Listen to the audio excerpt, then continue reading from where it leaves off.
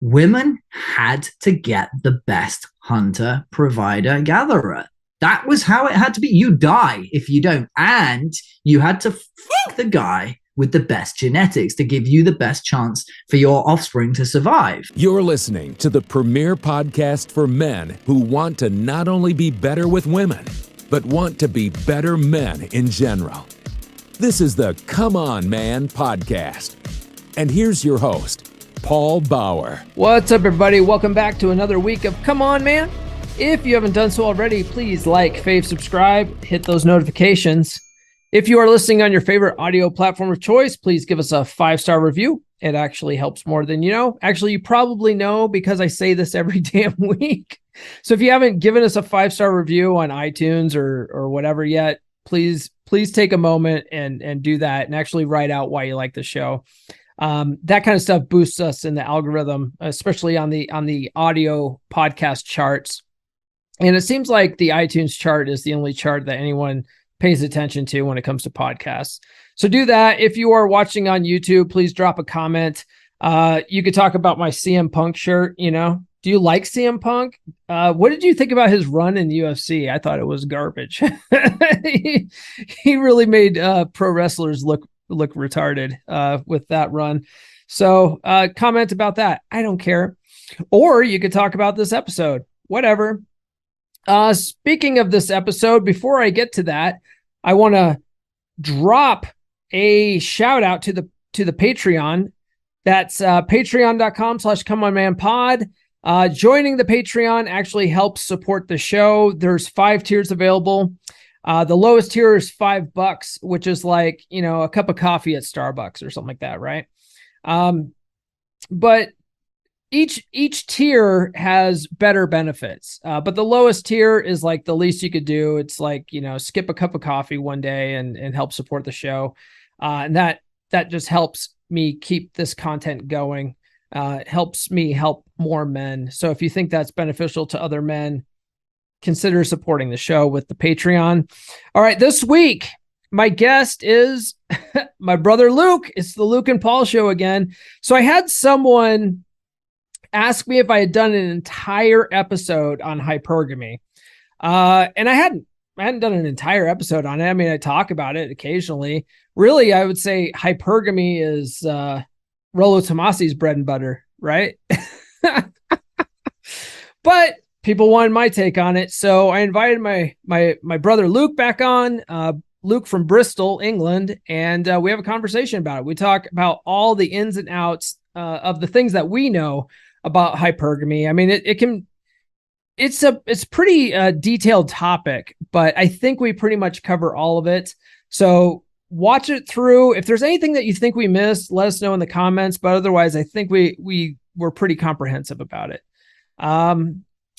So without further ado, I will bring you that conversation right after these words. Do you normally follow me on TikTok? I'm guessing you haven't seen me for a while. That's because I've been battling a crushing shadow ban. And I also have an account warning. As most of you know, I got banned over a year ago, and it's been a struggle to get back to where I was. And these shadow bans aren't helping. To try to save this account, I put my TikTok account on private. And I'm taking a break from TikTok until November. I've even deleted the app. If you want to see my usual short form content, then please follow me on Instagram. The link's in the description. Again, follow me on Instagram. Also, so TikTok can't pull an Andrew Tate on me, I'm asking people to subscribe to my email list. If you do, I'll send you some cool stickers free of charge with postage paid. I'll put the link in the description for that too, but you can sign up at list.comeonmanpod.com. Get some cool stickers, and here's the show. All right, returning to the podcast is my brother from Bristol. You know him as Authentic Purpose on Instagram. It's Luke. What's going on, Luke? It's been a whole week since I recorded a podcast with you. What's new with you? It's been a long time. I am enjoying. So I get the school holidays because I work in the education industry. So I'm getting like 9 hours sleep. I'm also enjoying the ladies in my life right now. Mm-hmm. That's pretty much what's going on right now. I just recently finished Grant Cardone's Sell or Be Sold book. And he was talking about how salesmen get upset when they blow a sale.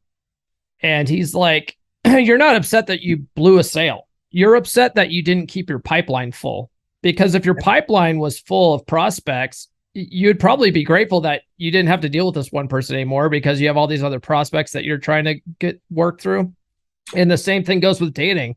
That's why having a rotation of women makes dating so much easier, because if one, goes away, it's like, well, okay, that makes life easier. Now I only have 3 to deal with. Yeah, exactly. And then you've got more time to do the things that you want to do, more time for me to go for walks in the woods, more time for me to spend in the gym, more time for me to make videos for authentic purpose, right? It's more me time. Yeah. I want more of that. Yeah. It's, honestly, so I've been exclusive with Nurse Chick for almost a year and a half now. And I have no me time anymore, because I do. I have one night a week, basically. But she basically comes and stays with me on the weeks that neither of us have kids. She'll come up on Friday and stay with me until Thursday morning.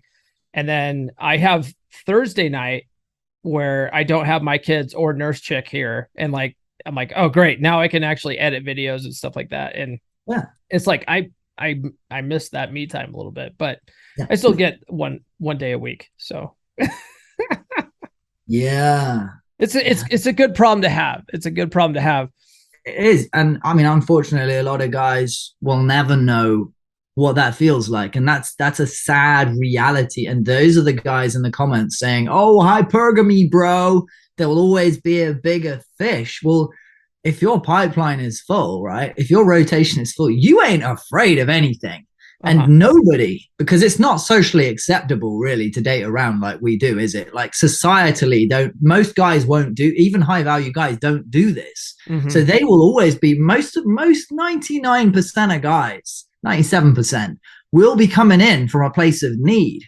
Yeah. Coming in from a place of, this is my only option. So you're like, oh yeah, take it or leave it. Like, you just chill. And you honestly always see yourself as the prize when you've got abundance in your life. You always see yourself as the prize. And you are always thinking, is this girl, is she my best option? I never think, am I her best option? I know I'm her best option. Yeah. I'm pretty certain that most of my girls are not seeing anyone else.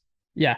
And that's the kind of frame you want to be in. Definitely. That actually is a really good segue, because that's what we're talking about today. We're talking about hypergamy. I had a guy hit me up in the comments asking if I had done an entire episode on hypergamy yet. And I was like, no, no. I mean, we talk about it. It's like almost in passing, but I hadn't done a whole episode. And I was like, you know what? It would be really good to have this discussion with my boy, Luke.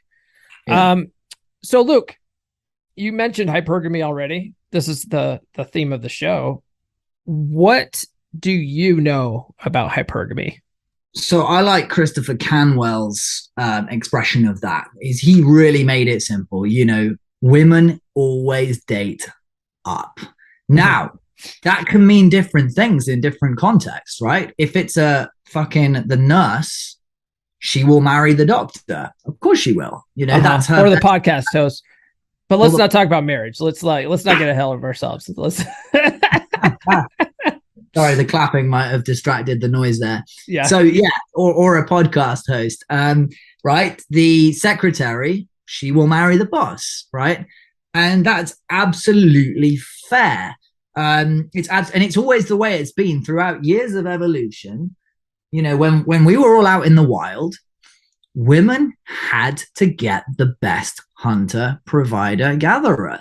That was how it had to be. You die if you don't. And you had to fuck the guy with the best genetics to give you the best chance for your offspring to survive.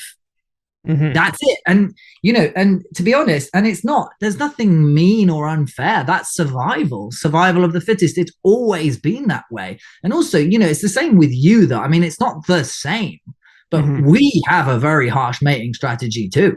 Our mating strategy is savage as well. There's nothing wrong with it. That is nature.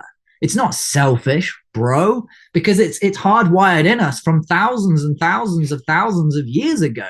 From when we were you would get killed by a fucking saber-toothed tiger if she chose the wrong one. Yeah. So she can't have some guy with all these tips and tricks if that guy who's, standing in the right body position and, saying a bunch of lines that he learned from a carving on the wall, for example, the guy, she cannot be saddled with a fake. Yeah. So it's so important to a woman's existential fear is to be saddled with a beta male, because she'll die and her DNA will die. There's nothing wrong.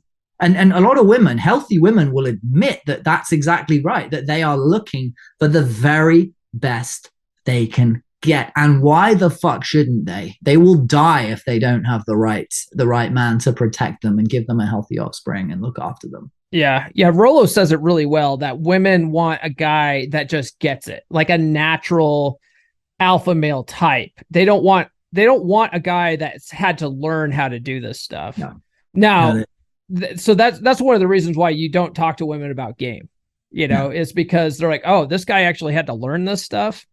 He wasn't just naturally my best option. Like, he had to learn to become this option. And either consciously or subconsciously, women don't like that. That's one of the reasons why you shouldn't ask women for dating advice, because a part of their monkey brain says, hey, this guy doesn't get it. Why should I help this guy? Because I have to think of the sisterhood here, They always, imagine, you're a woman, you're trying to get the best option you can get. And that is the man that is usually the man who's in highest demand. Now, would a guy who's in really fucking high demand with women, who shows it with his actions, you never say it with your words. You go, oh, by the way, I'm the man with the options and my dick is 8.3. You don't fucking say that shit. You imply it with your actions. Would Brad Pitt need to go and ask dating advice? Would Brad Pitt go and ask a woman for dating advice? No, he wouldn't, because he's Brad Pitt.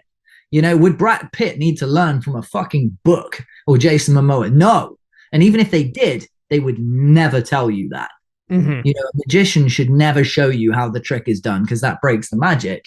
Now, all these little soy boys in 3% Man who are going and showing mummy that they, here's my book, mummy, like, you guys have got issues. Masculinity. It's okay if you've already won her over and like fucked her a bunch of times, and you've already taken her out on great dates, and she's seen you handle stuff. I was gonna say, or she internet stalked you and found out you ran a men's podcast. That's what, like, Nurse Chick, she basically like did her research on me from the beginning, knew I did this, started following me on TikTok and stuff. Like, I couldn't hide that shit from her. So she knows the game, but she also thinks that I play the game very well. So okay, Surfer Chick found out as well. Surfer Chick found it. She saw what I've been doing. She saw over my shoulder while I was doing my posts for Warriors Quest Dating. She's like, oh yeah, you give dating advice to men. Like, that's great. Do you know what I'm saying? That's great. But I didn't go into, by this point, right? She has had how many dates? I don't even know. We've had some dates, right? Yeah. She's got some investment. Yeah. Oh yeah. Yeah. We're going on a trip. We're going on a trip together. So it's like, she's so, she has seen me do my thing. She has seen me on the beach with all the girls gawping at my abs. She's seen like all the girls in the group going crazy for me. She's seen all the guys responding positively to me, and, in some cases trying to get my approval. And fair enough, that's fine. Like, no disrespect, when you know what I mean? Like, she's seen me alpha the fuck up. She's seen me talk to everyone in public. She's been on dates with me, and she's experienced it now. She's felt it. She knows I'm the shit. So now if she did find out that I read books about women, like, it's not like, oh, you know what I mean? Like, she's experienced it. She's seen me, that deal with difficult situations. Like, when like a car would like cut in this close at like 70 miles per hour. And I was like, that's funny. Yeah. You know what I mean? Yeah. She knows. Yeah. She knows I'm the shit. But, she's it's the actions that led her to that, not you explaining like, well, I know this because women's nature, blah, blah, blah. Yeah, exactly. If she finds out now that I learned that in a book, it doesn't matter, because I've already shown it. And all the other girls think I'm the shit too. And the entire surf group, they're all obsessed with me. Yeah. Even if they don't fancy me, they know innately that they have to kind of like be in my clan to be accepted by the group. So it's like, they've seen it, they've experienced it. So at this point in time, if she finds out, it's not the end of the world. but you sure as fuck don't tell that to anyone who's not fully hooked on you. Yeah. Discovery trumps disclosure in that case for sure. So get back to hypergamy. So the definition I found on the internet is the action of marrying or forming a sexual relationship with a person of a superior sociological or educational background. Yes. Why do you think some guys think this is bad? They think it's bad because they think that there is one definition of what the alpha male is. And they think that there's like one universal based principle of what the alpha male is. What they don't realize is that in each context, the alpha changes. So yes, if you've got a good physique, it's going to add in your favor. Yes, if you're stylish like me and you, it's gonna I got that country style, but I also live in cow country, so but it fits. It fits your vibe. You're very congruent with it, right? Yeah. You know, yes, having a good facial hair, yes, having a good jawline, yes, having an abs, you know, yes, having a higher income is going to help you to some degree if you know how to use it. Not much, not by much, because I live in my mama's basement. Let us all know that right now. I'm pimping from mama's basement. Yes, status is big. Now, that could be in any context that could change, right? If I walk in with a suit to a fucking metal gig, am I still going to have high status? No, I'm not, right? If I go to the fucking chess club, it's probably going to be some really fat dork, no offense, who's going to be the alpha. And that guy's going to be fucking all the hotties. So what they don't realize is that it's not just money, bro. And it's not just looks, bro. And it changes as to what place you go into, because it's what they value.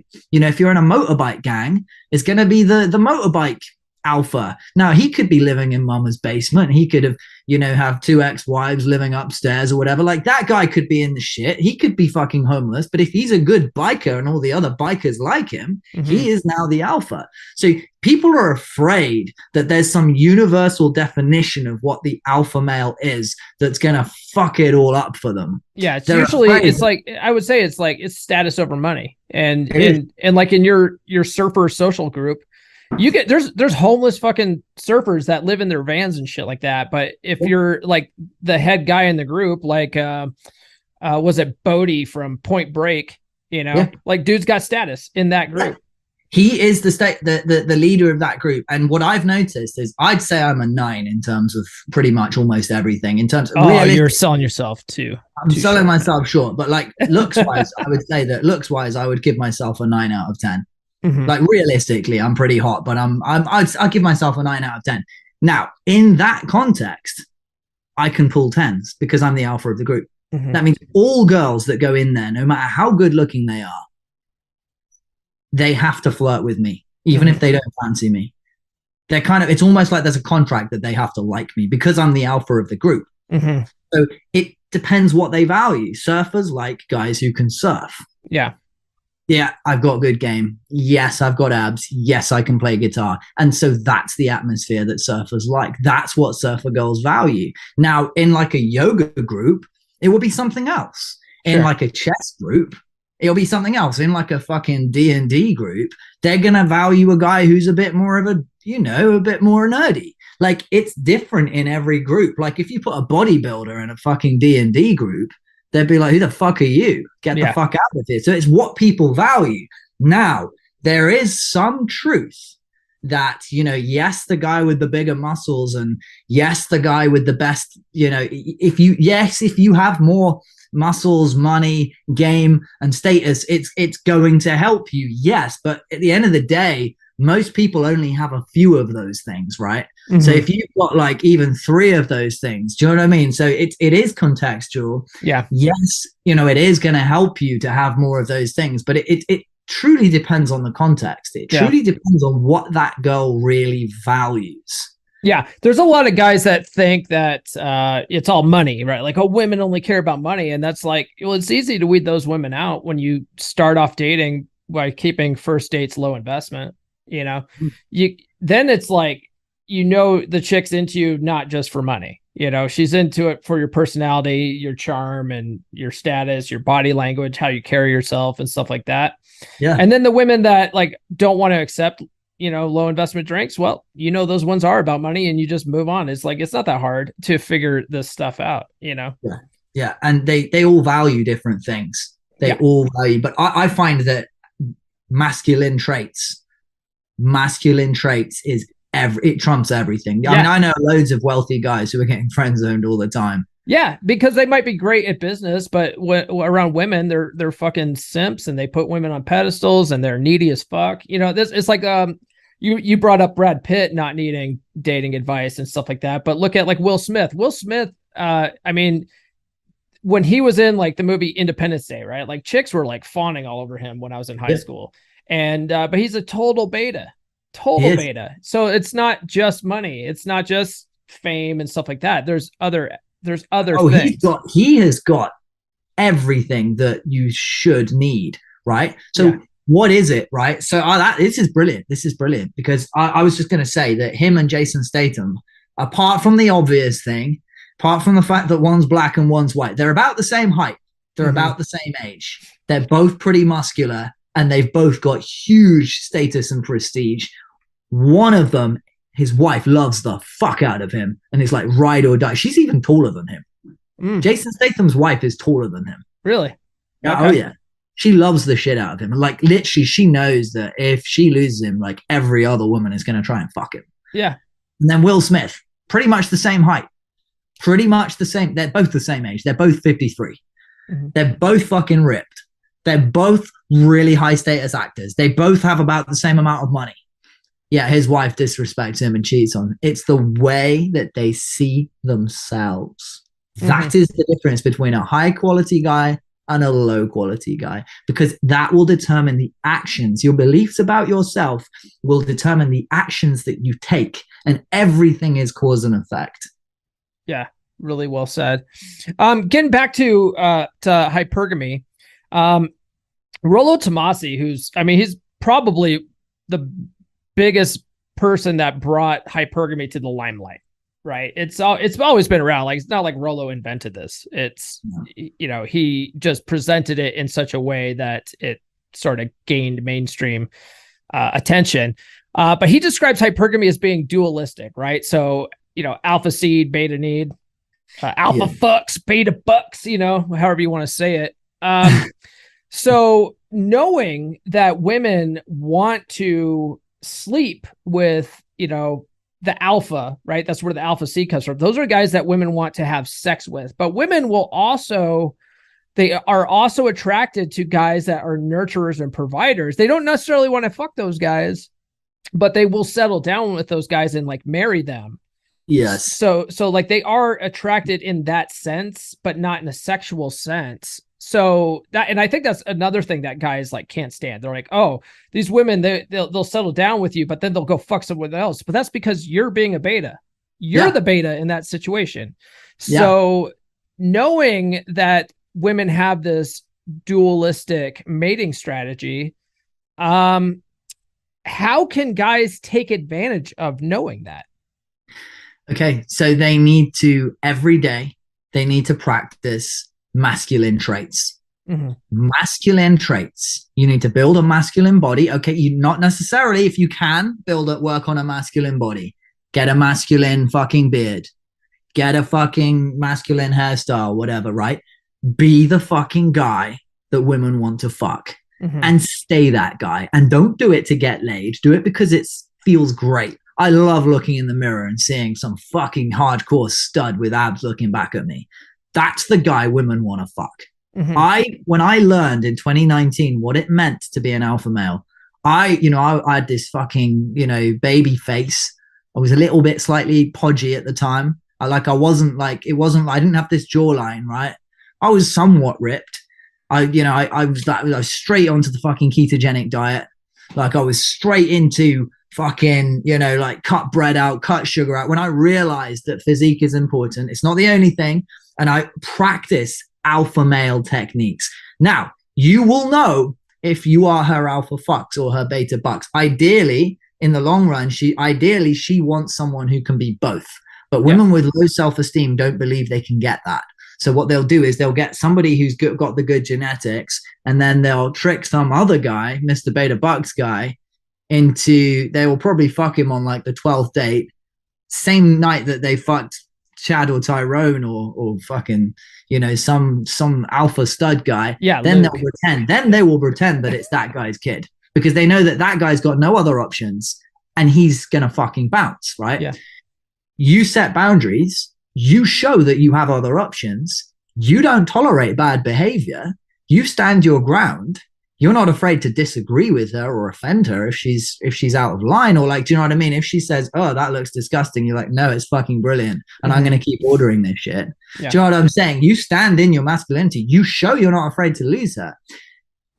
If she doesn't fuck you within 3 dates, you're her beta bucks. Mm-hmm. Yeah. So yeah, that's what I was going to say next. You said you'll know how to tell which category she's put you in. And it's basically, it comes down to, will she fuck you or not? Yeah. And even if you're married, if your wife is not consistently like having sex with you, that is a barometer of how well your relationship is and how she sees you. Because if she doesn't want to do it all the time, she's giving you the headache excuse and stuff like that, you know what? She's not attracted to you anymore. And I think, and a lot of guys are like, well, sex isn't the only thing. That's usually something a beta would say. But honestly, really, you have two options, right? You can be a little bit of both, be her alpha, be sexual with her and be someone that she wants to fuck and be a nurturing type of guy, or you have to be the Chad. That's it. Those are your two options. Because if you try to be the beta guy, all guys want to fuck at the end of the day. Like that's our mating strategy. We're trying to fuck all the time. And guys that try to delude themselves saying they don't, they're just miserable. They're miserable in life because they're not getting any. And so really listen to me now and believe me later, your only options are to be both the, Chad and the nurturer, or just the Chad. Those are your options for sex. And otherwise, hypergamy is going to kick in and she's going to leave, or she's going to fuck someone else, man. Like that's just, that's nature, you know? Yeah. But knowing that, you can implement this stuff and learn how to be both or be the Chad. That's the advantage. The way that, so that's absolutely correct. That is down to a T. So she will be fucking you and she will be in her feminine all the time. She won't be arguing with you and disagreeing with you on stuff. Only playfully. She might playfully test you by going, oh yeah, that shirt's a bit gross, isn't it? And then I'll be like, oh yeah, but Granny knitted it for me when she was in her wheelchair, so I must wear it for the rest of my life. Or something. Do you know what I'm saying? She'll playfully fuck with you, but it's all coming from, she'll be in her feminine. If you say my back's hurting, could you give me a massage? She'll be like, oh, yes, I could. Like, she will want to please you. She will want to be doing things for you. She will want to be cooking for you. She will want to follow your lead. She will want to be in your frame. When you say, hey, I've got an idea, well, let's go do this, she will go, yes, I would love to do this. If she's not in her feminine, if she's being bitchy, moody, she's resisting you, yes, congratulations, you are now Mr. Beta Bucks. Either that or you've done something wrong and you need to fix it. But that shit never happens to me. Yeah. That shit never happens. I never have people being bitchy or rude to me. Yeah. That just doesn't happen. Women want to fuck me all the time. Yeah. And that's where you want to be. I mean, because if you end up as the beta, right? Like some guys might be like, well, what's wrong with being the beta? I mean, I'll be the guy that she settles down with. But it's like, what happens is you get no sex, but you get all the responsibility, right? Like you got to take care of her kids. You got to take care of like all of her needs and shit like that. None of your needs are getting met. And there's no benefit. There's zero benefit for you to be like, yeah, I'm cool with the beta role. Like there's no benefit there. One thing also I want to point out as an advantage, now that guys know that, okay, women have a dualistic mating strategy, the alpha seed beta need type thing, and women only date up, right? This is hypergamy we're talking about. One thing that guys can implement today is dread game. Now, Christopher Canwell in his book, you already mentioned Christopher Canwell in Atomic Attraction, which is like, one of my Holy Trinity books. I love that book. But near the end of that book, he starts talking about dark triad traits, starts talking about dread game, starts giving guys like tricks that they could do, like, oh, spray women's perfume on you to make her jealous and stuff. Like that stuff's bullshit, right? Like real, honest, good dread game. And I learned this from Ryan Stone, talking with Ryan Stone, is working on yourself. Yes. Right. If you go out and you go and you're going to the gym every day, you're starting to look good. You're starting to wear like clothes that fit, that look good on you. You start working hard at work, you start getting a raise, start making more money. What do you think is more of an effective method of dread game? Spraying woman's perfume on you to try to make her jealous, or being the guy that when you're at the restaurant with her, that the waitress is flirting with? Yeah. You need to be the guy that the waitress is flirting with, and you need to be reinventing your style and always getting new accessories and not going, oh, look, mom, I've bought new shoes. No, just fucking get new shoes, really cool ones, and just show up like it ain't shit. And be, oh yeah, didn't notice that. Yeah, because a lot of guys are like, oh, there's always a bigger fish, there's always a better guy. Well, your woman doesn't just think like that. You know, your woman is looking at, oh, all these other chicks are flirting with you. He must be my best option. I'm with him. He's my best option. That's how women think. It's not, oh, I'm just with this guy until the next guy comes along. That's not how it works. No, this is the thing. You guys have got it all wrong, because us as men, we want to fucking try all the flavors. We want to spread our seed far and wide. They don't. They just want the best quality they can get. Now, if she's chosen you, if she is having sex with you consistently and being in her feminine with you, that means she has decided you're her best option. And that means in many cases that she has now let go of all the other options. If she's really committing to you and she's blowing up your phone, right? You know, if she's going days and days and days without messaging you, there's another guy in the picture. But if she's really all up in your DMs, she's all over you, she's in her feminine with you, she's having sex with you, she's cooking for you, she's doing everything to be, you know, like totally in your always wants your presence. Yeah. Yes. That means you are her best option. Once she's decided you're her best option, she will not be looking at other guys. Yeah. She will not be looking around at other guys, especially if she is wifey material. If she's long-term relationship material, she'll leave you when she wants you fucked up. She won't go and cheat with someone else. And also, she, you know, once she's decided that you're the best option, it doesn't matter who else turns up. It doesn't. Once she's hooked on you, they can only really get hooked on, really truly hooked on, like one person. They don't get hooked on multiple people like we do. Mm-hmm. Like once they've decided it's the best one, and once she's truly emotionally hooked on you and falling in love with you, doesn't matter who's going to turn up. Doesn't matter. And if she is the kind of girl that would do that shit, then she's not a quality woman. She's not a respectful woman. Yeah, I want to add to that. You know, one thing that I learned from Atomic Attraction also, and also reading, you know, Rollo's work and David Buss's, you know, the was it Evolution of Attraction or something? I can't remember the name of his book. But it's all evolutionary psychology stuff, right? Like women are security seeking creatures. They're like we are the ones that are out trying to fuck everything in existence. Women, that's not in their nature to do that. Like some women will do that, but most women are trying to lock a guy down, and because they want that security, right? Yeah. That's the beta need part of the equation. And so that's why I say, like, if your goal is to have a long-term relationship, then you need to be both. You need to be both the alpha seed and beta need. And if your goal is to just spin plates forever, all you need is to be the Chad. That's it. Yeah. And the thing is, you should always, no matter what your intention is, you should always start off as the fun guy. Yeah. Well, Benny calls it the fun guy. And even when you lock it down for a relationship, you're still the fun guy. Yeah, but you can go a little bit more deeper with her. You're going to have a few deeper conversations. You're going to be the whole experience of a human being, but it's none of it's beta. It's all like just the full rounded version of yourself, the full experience of your character. Yeah. That's what and I think, and a lot of guys, and I'm guilty of this too in my past. That's how I ended up here. That's how a lot of us ended up in this space is, what happens is like you start off as the alpha guy. You start off as like her best possible option. You're attractive. She wants to bang. That's why like relationships are really hot in the beginning, right? And you're doing fun stuff with her. You're taking her on dates. You're flirting with her. You're seducing her all the time, you know? But then you get into that long-term relationship and then you guys relax. You get complacent. You're like, oh, let's just watch Netflix and, you know, let's watch football on Sunday. You stop being the guy that's trying to seduce her all the time. And you're just like, oh, we're basically glorified roommates. And then she gets bored with that. Like women, like you could be anything to a woman, but you cannot be boring.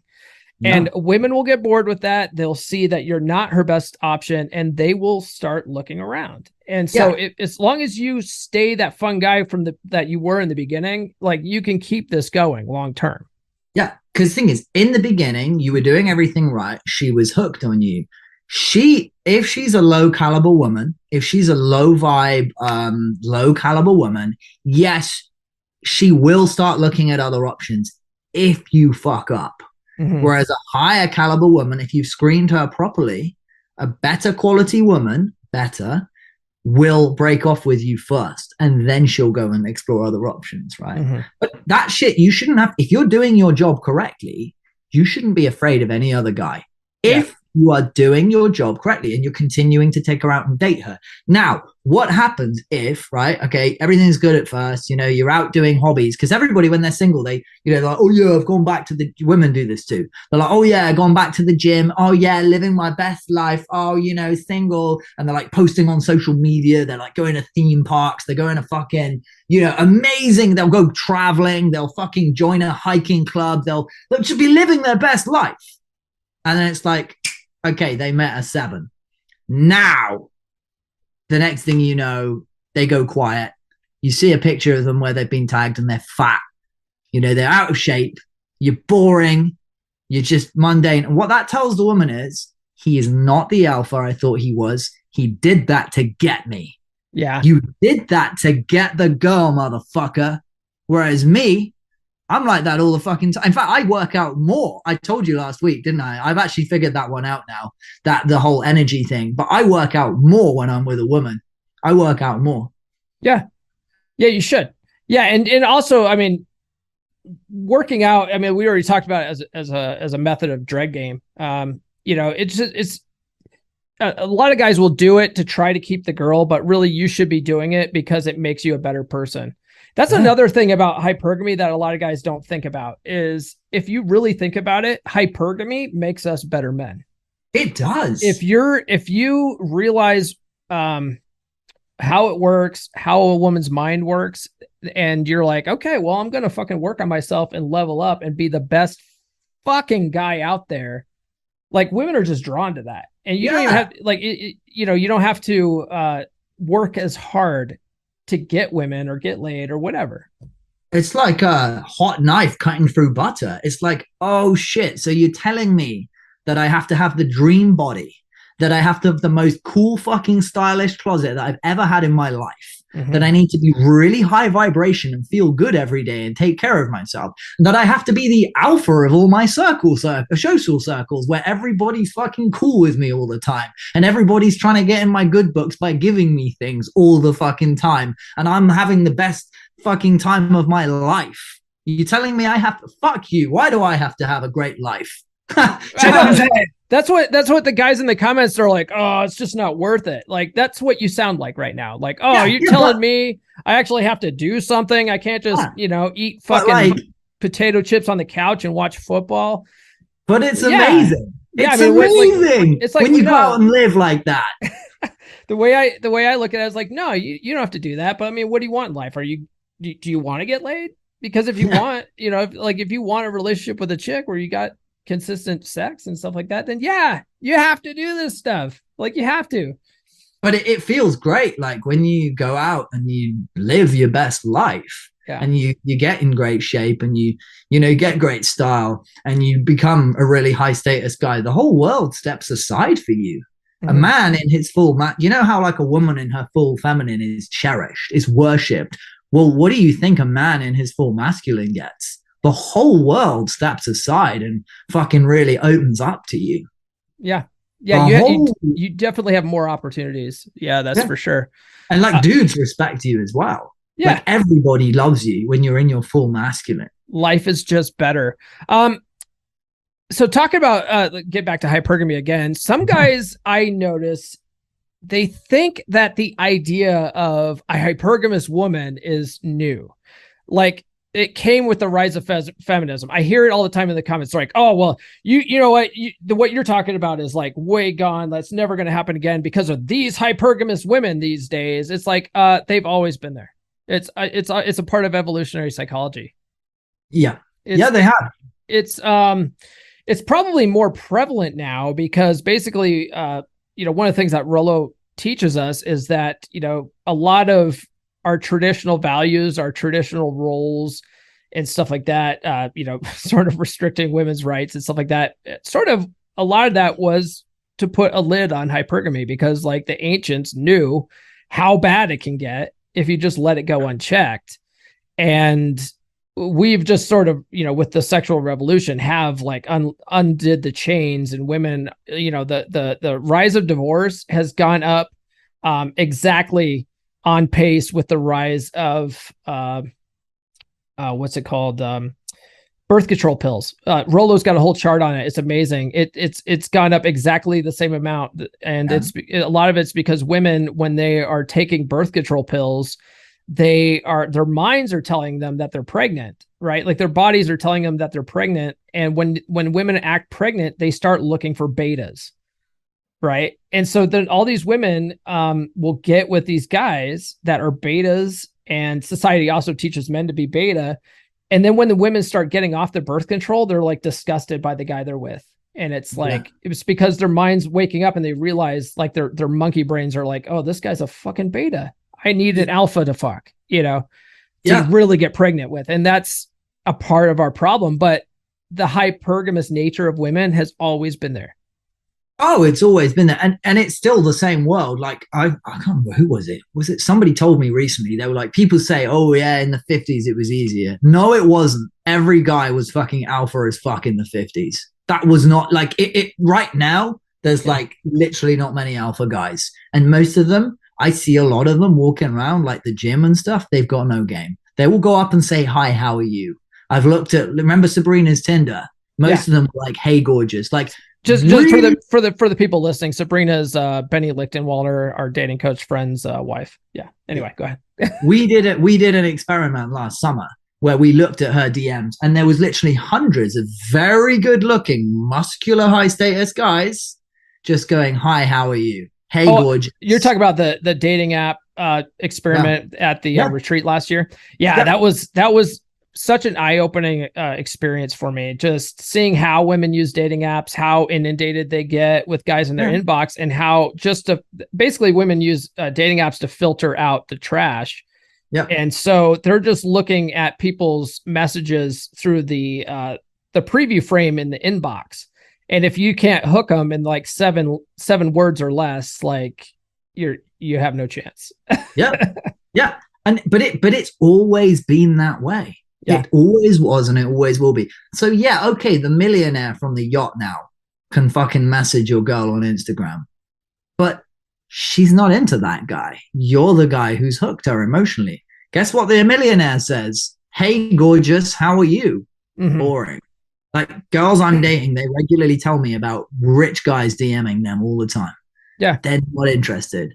They're not like, oh yeah, professional athletes again. But a lot of those guys, like, are they going to have the same game that we've got? Have they studied the material the way well, maybe they have, maybe they haven't. Yeah. At the end of the day, throughout history, women have always fucked alpha males and they still do. And, it doesn't matter whether, it's not like, a quality balanced woman, who's very rational. She's not going to like, if you earn 50K, she's not going to run off and fuck the guy who earns 51K. Right. Women don't even really think about that stuff. Yeah. They basically are like, oh, what's his lifestyle like? They want the lifestyle. Now, like you said, rich guys. I just did a video about this on Instagram and TikTok, but I basically said like, you can have the greatest dating app profile in the world. You can have the greatest social media presence in the world. You can be a 6'3" fucking Adonis and cold approach chicks, right? But if you don't have good game, if you don't have a good sales skills to be able to close on numbers, to be able to close on setting a date, you're going to get friend zoned, So it's the richness and like, your fucking yacht is, women will be happy to go on your yacht and let you fucking like pay millions of dollars to take them to Tahiti and shit like that and never fuck you if you don't have the game to escalate, It's a free holiday. It's a free holiday. And a lot of them turn that stuff down. A lot of them do. As I say, I've spoken to girls who've had messages from those guys and they've turned them all down. Yeah. But not this. It's their experience of you. Right. Can you give them the masculine energy that they don't have in their life? Okay. Let's flip the roles right from now. Okay. Imagine there's a fat 5.5, right? A fat 5.5 she's got the lifestyle you want. She's got the yacht. She's got the house by the ocean. She's got the golf course, if that's what you're into, or the surf beach, if that's what I'm into. Then you've got the other girl who lives with her parents, right? But who's really feminine, who's got that feminine energy that you want, who is like receptive to your frame and who's like vibes on your frequency, shares the values that you value. And the two of you really connect amazingly, instantly. And, you're like, oh, I've had an idea. Let's go do such and such. She's like, yeah, let's go do such and such. Yeah. It's like, let's book a city break in Denver and go and check out blah, blah, blah. She's like, yeah, let's do that.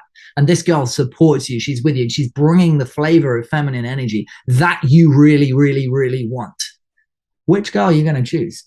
Well, see, that sort of brings me to another point, though, is women, you'll see women say that men are hypergamous too.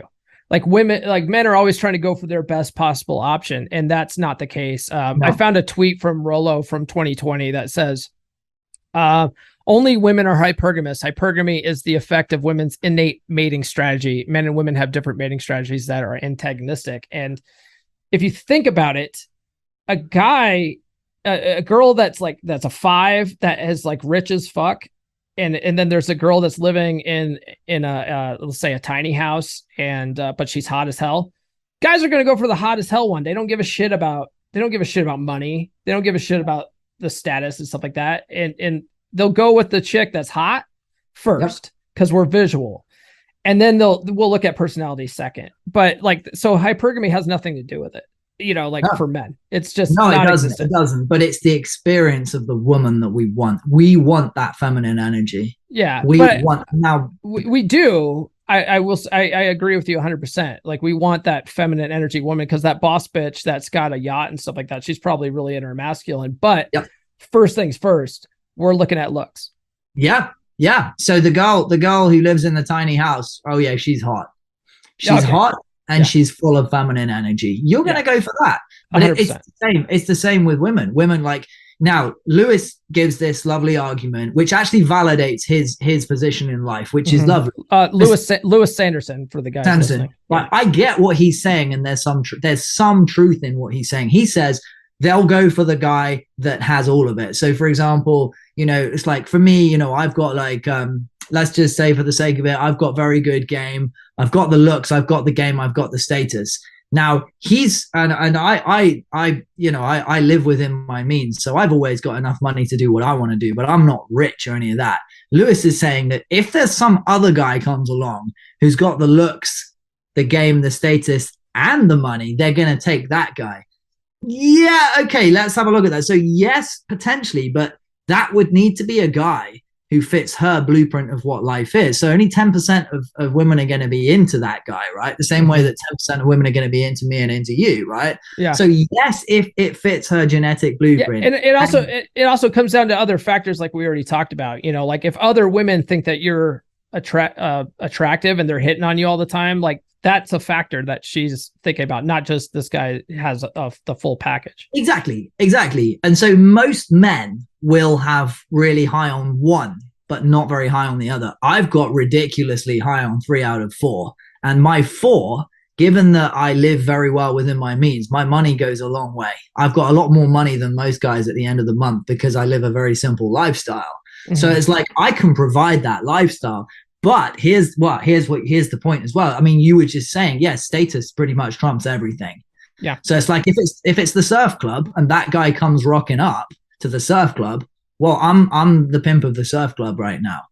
So it's like, yeah, okay, they're gonna have to he's gonna have to deal with all of that status and prestige. It's all about the prestige element of money that women like. Yeah. And the status element. And of course, if I've already got her emotionally hooked, Yeah. she's now focused on me. And I shouldn't, and if I've got her committed and locked down to me, and she's discovered that I'm her best option, again, she's not going to be running around with other guys because that guy earns like 2K more than me. No. Yeah, yeah. The last thing I want to talk about as far as hypergamy goes, and then we can wrap up here. We're almost at an hour. Is there's some women, I usually see this from women. I don't see this from guys, but women that will say, well, what if he's her equal, right? Like, let's say she's a lawyer and, she doesn't she want to be with someone that's equal and stuff like that. And I think that could happen, but most of the time it won't because like Rollo talks about it in The Rational Male, but hypergamy never seeks its level. No, it doesn't. Hypergamy only dates up, but there are different ways that he might be above her. Mm-hmm. So in terms of his career, they might be, but in terms of the status, he might be higher status. He might have more social influence. He might be more confident. He might be physically more desirable than she is. So there's many other ways in which he can be above her. But yes, no, hypergamy does always go up. It always wants what she perceives to be better than her. Yes. Yeah. Okay. I mean, that pretty much clears that up. There's really not much more to say about that. So, I mean, I think we pretty much hit all the bases here with hypergamy on this hypergamy episode of the Come On Man podcast. Is there anything else you think we should add? I mean, I think we pretty much covered like what it is. Women only date up, but they also have like an alpha seed beta need dualistic mating strategy that goes along with it. Men can use that knowledge to their advantage. Right. Yeah. And we've given guys hundreds of ideas on how they can do that. Is there anything else you want to add? If you believe that you are the shit, even if it's not even fucking rational, if you met those guys who believe they are the shit, and we all know they're not, but their self-belief just carries them through. Mm-hmm. Like there was I remember like kids in school who would be getting all the lead roles in the plays because their parents would like bully the teachers and shit. And they were pumped into their mind for years and years and years that their parents would tell them that they're the shit. They weren't. But because they believed their own lie, they ended up like making it huge, right? If you can convince yourself that you are the shit, maybe because I'm wearing this purple top, for whatever reason it is, right? Like if you have the rotation, as we say, if you're in high demand, like you should never be afraid of hypergamy. Like you should never ever fear it. And if you are in high demand and if you are spinning multiple plates instead of just chasing after one, you will never need to worry. Yeah. Oh, I that is a really great point. So you hear about people saying like fake it till you make it.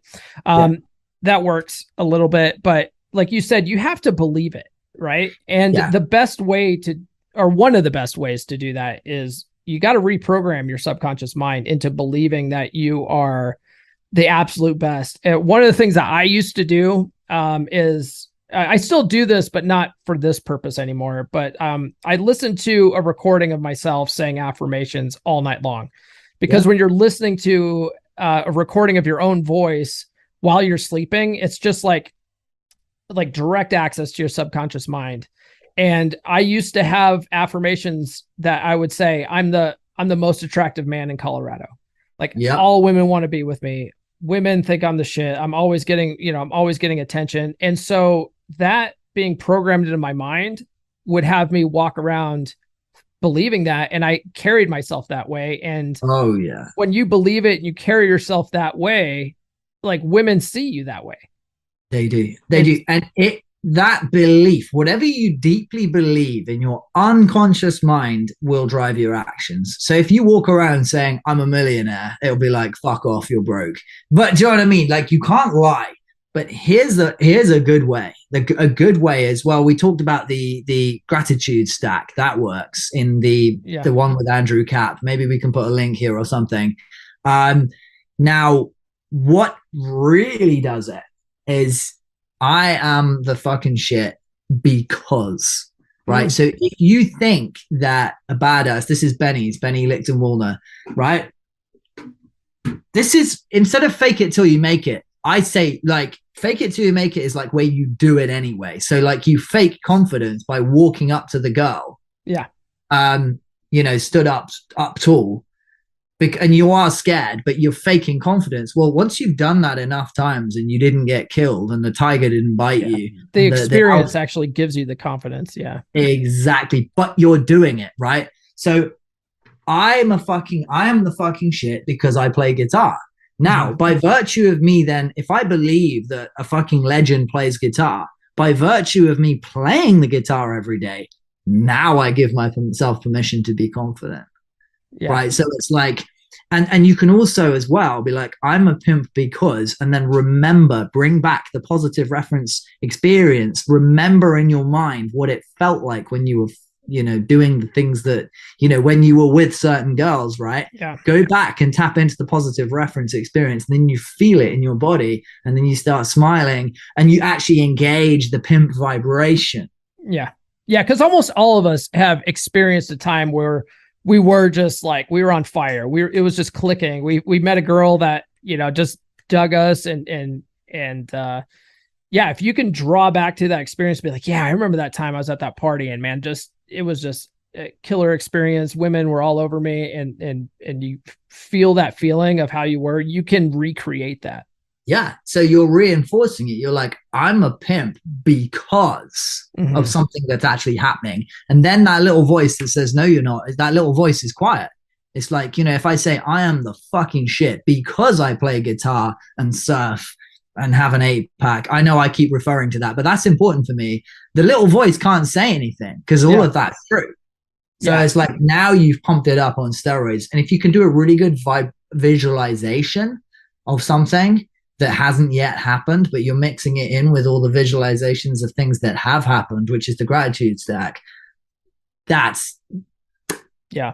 If you guys want to know more about the gratitude stack idea, go back and listen to the episode that Luke and I did with the author Andrew Capp. He wrote the book, The Last Law of Attraction book you'll ever need to read. It's like one of the longest titles ever, but he did that on purpose. That's another story. And, but go back and listen to that episode because the gratitude stack, and like the time lapse method of basically affirmations and reprogramming your subconscious mind is phenomenal. It'll change it'll literally reprogram your brain for the better.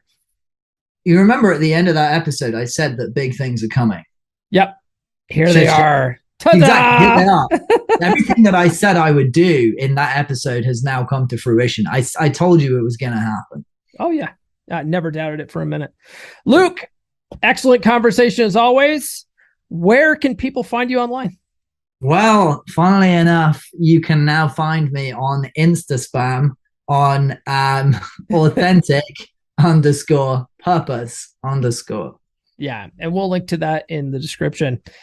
Luke, I'll give you your evening back, brother. I know it's late for you.